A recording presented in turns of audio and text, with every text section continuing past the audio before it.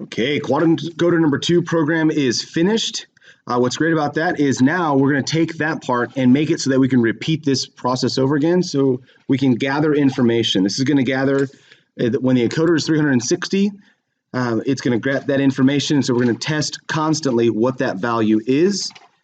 So let's go ahead and make an adjustment to our program so it is activated by the bumper switch.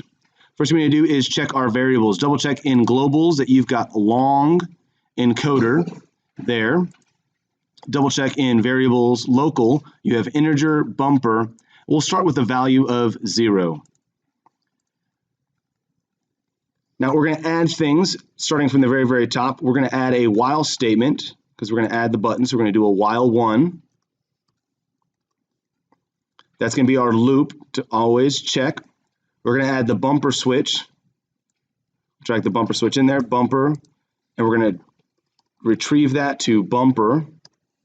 So bumper equals get digital 1. So we have our while, our bumper, and then we have our if statement. Drag over the if statement. Our if is if bumper equals 0. So when I press the bumper, it's going to activate, and it's going to do everything that we have here plus a little bit extra. So we're going to take that, hold down shift, take all of that, let's cut it, and let's paste it inside.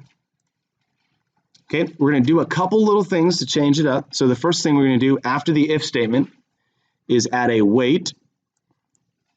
Let's do a 1 second wait. So we press the bumper, and then it's going to wait, and then it's going to do all of this. Now, in order for us to repeat over and over again, we need to make sure we save the encoder value after we preset the encoder value. So we're going to copy this, and we're going to paste it right here. So all it's doing is just saving that value because that value is being checked every time we go through this process. We need to make sure that it's as correct as possible every time, which means we're going to save it as 0 because it's preset to 0, so we're saving that value to 0, and then it's saying, is 0 less than 360? Yes.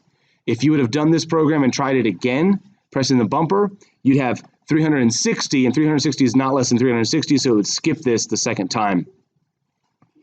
So we have this part there, we've got our wait, we've got the start, the preset, we're saving it to the encoder, and then we have everything else there ready to go. So we're going to take this and download it to the robot, and then we're going to get into our collecting of the data. So I made a new Google Sheet called Quad Encoder Data. Went ahead and made a note right here for myself. The robot that I'm going to be using, I'll be using EGAD the whole time throughout this part of the project. And I'm just going to write down, 1, 2, 3, 4, 5, 6. Let's go ahead and I'm going to get 15 bits of data. I feel like that's going to be a good amount of data. So just try it 15 different times. Remember that our speed of our forward command, so if you have a 127 it'll have different results because of inertia than if you had it at 80. Go into user functions, change it so it says 80. 80 would be a good number for us to test and just kind of keep some consistency there. And then we'll get a number. So let's say our first one was 13.75. Right, we can be pretty exact. Let's say the next one is 18.25. Let's say we got some numbers like this. We're going to take these, and at the bottom here, I'm going to change the color to yellow just so I can see very clearly, but I'm going to have it do the average. And so I'm going to click over here and click average. That way it's already pulling up the information. Okay, the first part I need to do is inside here, click inside the parentheses and select all of these. Once I selected all of those, I'm going to press enter. And it is going to average those for me.